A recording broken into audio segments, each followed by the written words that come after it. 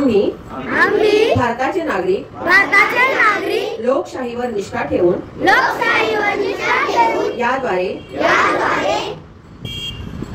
प्रतिज्ञा करतो की आपल्या देशाच्या लोकशाही परंपरेचे जतन करून आणि मुक्त निपक्षपाती व शांततापूर्ण वातावरणातील धर्म, वंश, जात, समाज, भाषा यांच्या विचारांच्या प्रभावाखाली न येता